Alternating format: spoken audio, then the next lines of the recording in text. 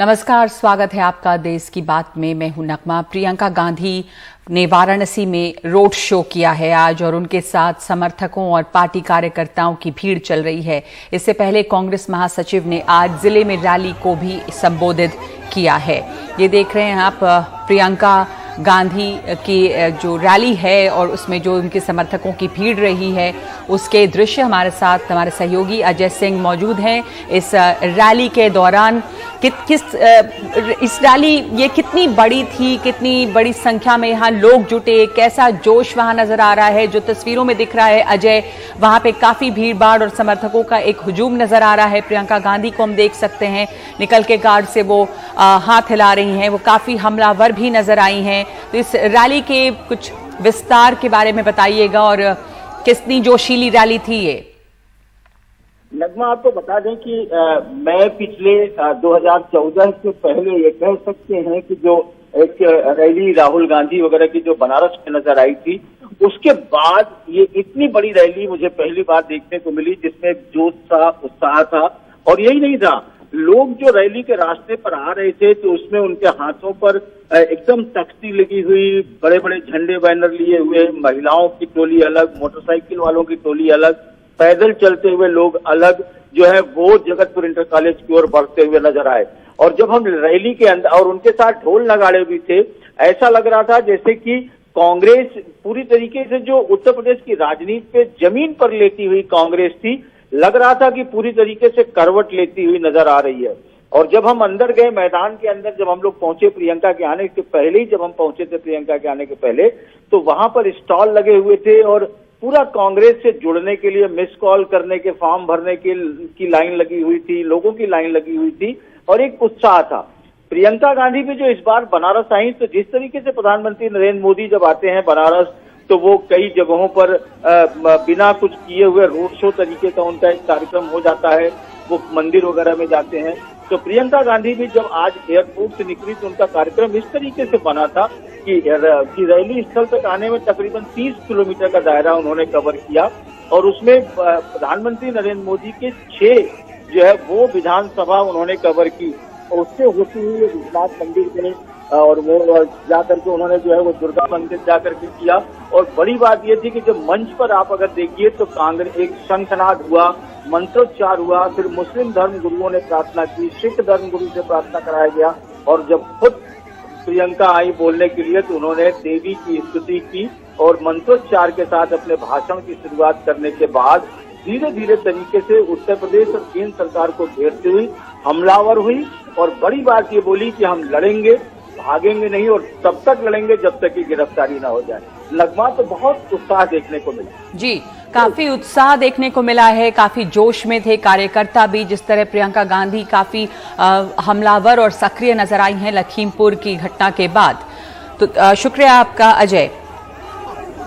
कांग्रेस महासचिव प्रियंका गांधी ने प्रधानमंत्री मोदी के संसदीय क्षेत्र वाराणसी में रैली की है और बीजेपी पर उन्होंने तीखा हमला बोला है। लखीमपुर की घटना पर वो बोली कि पुलिस अपराधी को निमंत्रण दे रही है कि आइए बात कीजिए। क्या आपने दुनिया में कहीं भी ऐसा देखा है? उन्होंने कहा कि गृह राज्य मंत्री अजय मिश्र के इस्तीफे तक ये लड़ाई जारी रहेगी और साथ ही कहा कि पीएम अगर लखनऊ आ सकते हैं तो लखीमपुर क्यों नहीं जा सकते। प्रियंका गांधी ने यह भी कहा कि कंधे से कंधा मिलाकर लड़िए और इस सरकार को बदलिए। जो परिवार है, पीड़ित परिवार है, उनके घरों में उन्हें नजरबंद किया गया, लेकिन अपराधी को पकड़ने के लिए एक भी पुलिस वाला नहीं निकला। अपराधी के घर में उन्होंने निमंत्रण भेजा कि आप आकर हमसे बात करिए। आपने किसी भी देश में, दुनिया के किसी भी देश में या इस देश के इतिहास में आपने कभी ऐसा देखा है कि एक आदमी 6 किसानों को कुचल दे, 6 लोगों की हत्या कर दे और उसको पुलिस निमंत्रण दे रही है कि आइए हमसे बात करिए? किसी से नहीं डरते हैं हम। हमें जेल में डालिए, हमें मारिए, हमें कुछ भी कर लीजिए, हम लड़ते रहेंगे, लड़ते रहेंगे, लड़ते रहेंगे जब तक वो गृह राज्य मंत्री आपका इस्तीफा नहीं देगा। तब तक हम लड़ते रहेंगे, हम हिलेंगे नहीं, हम हटेंगे नहीं। कि आपके जीवन में तरक्की नहीं हुई तो आ जाइए, मेरे साथ खड़े होइए, कंधे से कंधा लगाइए और लड़िए। बदलिए सरकार को, परिवर्तन लाइए, अपने प्रदेश को बदलिए, क्योंकि मैं तब तक नहीं रुकूंगी जब तक यहां पर परिवर्तन आए। जो प्रधानमंत्री लखनऊ आ सकते थे प्रदर्शन को देखने के लिए, उत्तम प्रदेश के प्रदर्शन को देखने के लिए, आजादी के प्रदर्शन को देखने के लिए, वो 2 घंटे की दूरी पर लखीमपुर खीरी नहीं जा सकते थे उन किसानों के हाथ पकड़ने के लिए, उनके आंसू पोंछने के लिए। इस देश में सिर्फ 2 तरह के लोग सुरक्षित हैं आज। एक जो भाजपा का सत्ताधारी नेता है वो, और दूसरा जो उसका खरबपति मित्र है। इस देश में ना मजदूर सुरक्षित है, ना मल्ला सुरक्षित है, ना निषाद सुरक्षित है, ना दलित सुरक्षित है, ना गरीब सुरक्षित है, ना अल्पसंख्यक सुरक्षित है, ना मेरी महिला बहनें सुरक्षित हैं। और उत्तर प्रदेश के सहारनपुर में समाजवादी पार्टी की रैली में अखिलेश यादव ने भी बीजेपी पर हमला बोला और कहा कि जो किसानों को कुचल सकते हैं वो कानून को भी कुचल सकते हैं। जो गद्दी पर बैठे हैं, अभी हम लोगों ने उनका कारनामा देखा, उनके लोगों का कारनामा अभी हम लोगों ने लखीमपुर में देखा, जहां पर किसानों को कुचल दिया गया गाड़ी से, लेकिन उसके साथ साथ कानून को भी कुचलने की तैयारी थी। जो लोग किसान को कुचल सकते हैं, कानून को कुचल सकते हैं, उन्हें देर नहीं लगेगी कि एक बार वो संविधान को भी कुचल देंगे। जो लोग कानून को कुचल सकते हैं वो संविधान को भी कुचल देंगे। अखिलेश यादव सरकार पर हमलावर हैं। उधर सुप्रीम कोर्ट की फटकार और विपक्ष के दबाव के बाद लखीमपुर हिंसा के आरोपी गृह राज्य मंत्री अजय मिश्र के बेटे आशीष मिश्रा को गिरफ्तार कर लिया गया है। गिरफ्तारी कल देर रात करीब 12 घंटे की पूछताछ के बाद हुई है और पूछताछ कर रही एसआईटी की अगुवाई कर रहे उपेंद्र अग्रवाल ने बताया कि आशीष मिश्रा जांच में सहयोग नहीं कर रहे हैं, इसलिए उन्हें गिरफ्तार किया गया है। हालांकि यूपी सरकार और पुलिस की इस मामले में काफी किरकिरी हुई। फिलहाल आशीष मिश्रा को सोमवार तक के लिए न्यायिक हिरासत में भेजा गया है और इस मामले की सुनवाई सोमवार को होगी, जहां एक बार फिर एसआईटी आरोपी के रिमांड की मांग करेगी। अब तक इस मामले में 3 आरोपियों को गिरफ्तार किया जा चुका है।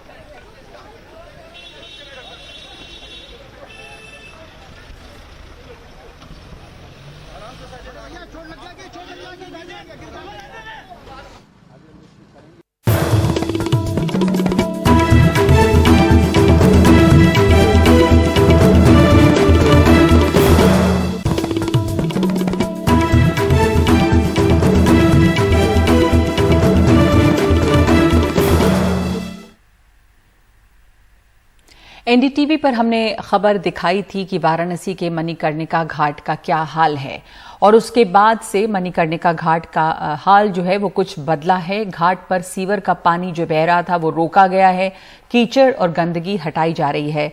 मशानेश्वर बाबा के मंदिर में भी सफाई का काम तेज हुआ है। अजय सिंह की रिपोर्ट देखिए।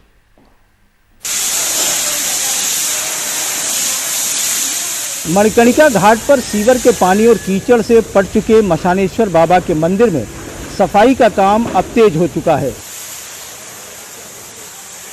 पहले सीवर का पानी रोका गया, फिर कीचड़ और मलबे को निकाला गया। इस गंदगी से इलाके के पार्षद और अन्य लोग बीते 1 महीने से परेशान थे, लेकिन एनडीटीवी पर यह मुद्दा उठाने के बाद ही उन्हें राहत मिल पाई। ये काशी का विश्व की प्रधान पूरी काशी है और काशी का प्रधान तीर्थ मणिकर्णिका है। यहाँ देश भर से पिंडदान के लिए और धार्मिक कृत्य करने के लिए यात्री आते हैं और 100 आते हैं। तमाम यहाँ धार्मिक क्रियाएं होती हैं। ये विगत 1 महीने से परेशानी। अब ये ठीक हो गई? अब ये ठीक हो गए। हम लोगों ने बहुत उसके लिए प्रयास किया। मैंने तो तमाम अधिकारियों से, महापौर जी से भी निवेदन किया। उन लोगों ने भी अपना प्रयास किया, कर रहे थे, लेकिन आपके टीवी चैनल के आने के बाद प्रशासन पूरा सक्रिय हो गया। उसके कारण आज हम लोग को इस दुख से छुटकारा मिला है। मणिकर्णिका घाट महाशमशान है। मान्यता है कि यहाँ पर अंतिम संस्कार होने पर मनुष्य को मुक्ति मिल जाती है, इसलिए आसपास के इलाके के लोग अपने परिजनों के अंतिम संस्कार के लिए यहाँ आते हैं। इससे यहाँ काफ़ी भीड़ रहती है, लेकिन बीते 1 महीने से यहाँ भयानक गंदगी थी। उसी के बीच लोग कर्मकांड कराने को मजबूर थे। विगत 1 महीने से मणिकर्णिका तीर्थ पूरी तरह से परेशान था। यहाँ पे सीवर का पानी विश्वनाथ कॉरिडोर के चलते 1 महीना से निरंतर भरा था। पूरे पितृपक्ष जो हमारा 15 दिन का समय बीत गया, हिंदू मास में पितृपक्ष की बहुत विशेष महत्वता है। वहाँ पे उस 15 दिन लोग इसी में श्राद्ध तर्पण किए, उसी नल के पानी में। हम लोग यहाँ के तीर्थ पुरोहित होते हुए भी शर्मिंदा थे। यात्री हम लोग के पास आते थे, पूछते थे पंडित जी आप लोग की क्या व्यवस्था है, तो हम लोग का शर्म के कारण हम लोग का नज़र झुक जाता था।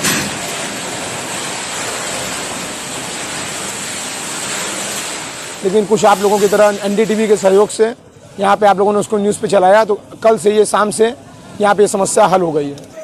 मणिकर्णिका घाट के इस बोर्ड के इर्द गिर्द शुक्रवार को जब NDTV की टीम पहुंची तो चारों ओर कीचड़ और सीवर का पानी भरा था, लेकिन खबर दिखाए जाने के बाद शनिवार दोपहर तक यहाँ साफ सफाई दिखने लगी। यहाँ चाय बेचने वाले भैया लाल अब राहत की सांस ले रहे हैं।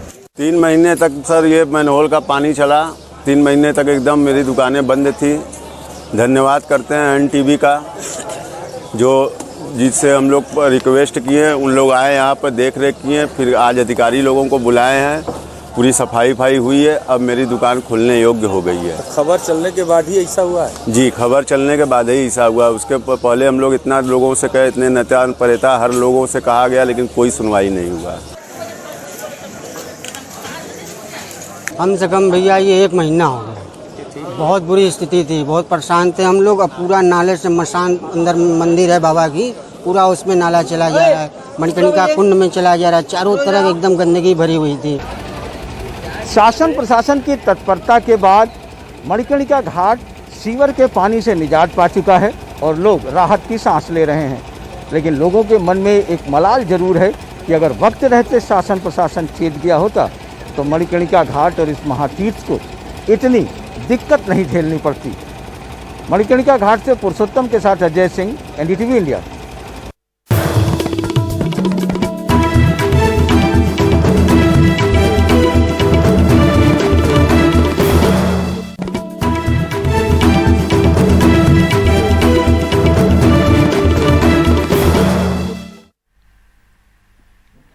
तीन जिलों में 100% टीकाकरण का लक्ष्य जम्मू कश्मीर में पूरा हो रहा है। पहले टीके का 100% लक्ष्य पूरा हो गया है। इन 3 जिलों में रामबन जिले के सभी वयस्कों को कोरोना टीके की पहली डोज मिली है। पूंछ और सांबा में टारगेट पहले ही पूरा हो चुका था। नजीर मसूदी की रिपोर्ट। इन कठिन पहाड़ी इलाकों को पार कर चिनाब घाटी के दूर दराज इलाकों के बाशिंदों तक पहुंची टीकाकरण टीम। इसी के साथ सोमवार को जम्मू कश्मीर के रामबन जिले में 100% वयस्क आबादी को पहला टीका लगाने का लक्ष्य पूरा हो गया। पुंछ और सांबा जिलों में भी भौगोलिक चुनौतियां इतनी ही कठिन रहीं, लेकिन वहां भी 100% लोगों को टीका लगाया जा चुका है। Vaccinating people. रामबन जैसे पहाड़ी जिलों में जहां दूर दराज इलाकों तक पहुंचना बहुत मुश्किल है, वहां टीकाकरण एक चुनौती भरा काम रहा, लेकिन यहां 100% टीकाकरण का पूरा श्रेय स्वास्थ्य कर्मी को जाता है। Warriors of the Ramban district. Jammu Kashmir के 3 जिलों में टीकाकरण 100% पूरा हो चुका है। पूरे केंद्र शासित प्रदेश में 18 साल से ऊपर के 90% लोगों को पहला टीका लग चुका है। 40% आबादी को दोनों टीके लग चुके हैं। जम्मू कश्मीर ने अगले 10 दिन में अपनी 100% वयस्क आबादी को पहला टीका लगाने का लक्ष्य रखा है। पीर पंजाल की पहाड़ियों से लेकर श्रीनगर में डल झील तक करीब 12,000 टीकाकर्मी इस लक्ष्य को पूरा करने में जी जान से जुटे हुए हैं। शिकारों में मोबाइल टीकाकरण टीम डल झील के अंदरूनी इलाकों में लोगों तक पहुंच रही हैं। जम्मू कश्मीर में टीकाकरण की दर राष्ट्रीय औसत से अधिक है। हमें उम्मीद है कि हम 10 से 15 अक्टूबर के बीच पूरी वयस्क आबादी को पहला टीका लगाने में कामयाब रहेंगे। 2014 की भयानक बाढ़ के दौरान हमने 7 दिनों में 10 लाख लोगों को खसरे का टीका लगाया था। हमारी भौगोलिक स्थिति बाकी देश से ज्यादा कठिन है। गुरेज, माचिल, तंगधार, बानी, बसौली जैसे इलाके बहुत कठिन हैं, लेकिन हमारे लोग बहुत जी जान से जुटे हैं और सरकार का पूरा समर्थन मिल रहा है। सरकारी मेडिकल कॉलेज श्रीनगर के हाल के एक सर्वे के मुताबिक जम्मू कश्मीर में बच्चों समेत 84% आबादी में कोरोना वायरस की एंटीबॉडीज बन चुकी हैं और इसमें टीकाकरण का बड़ा योगदान है। श्रीनगर से नजीर मसूदी की रिपोर्ट, एनडीटीवी इंडिया।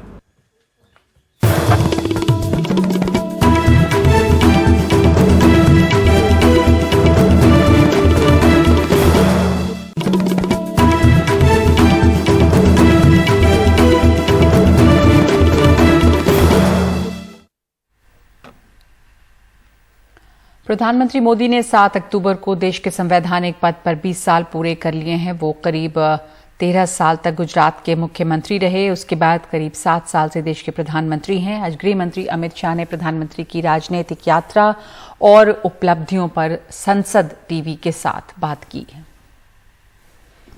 जब उनको भारतीय जनता पार्टी में भेजा गया, वो आए, संगठन मंत्री बने। उस वक्त भारतीय जनता पार्टी की स्थिति खस्ता हाल थी और देश में 2 सीटें आई थी। तब मोदी जी भारतीय जनता पार्टी गुजरात के संगठन मंत्री बने और 87 से उन्होंने संगठन को संभाला और संगठन के माध्यम से एक पक्ष की विश्वसनीयता कैसे जनमानस में बनाई जा सकती है उसका उत्कृष्ट उदाहरण करा। 87 में आने के बाद सबसे पहला चुनाव आया अहमदाबाद म्युनिसिपल कॉरपोरेशन का। पहली बार भारतीय जनता पार्टी अपने बूते पर कॉरपोरेशन में सत्ता में आई। उनके संगठन मंत्री बनने के महज 1 साल के अंदर और उसके बाद में भारतीय जनता पार्टी की यात्रा शुरू हुई।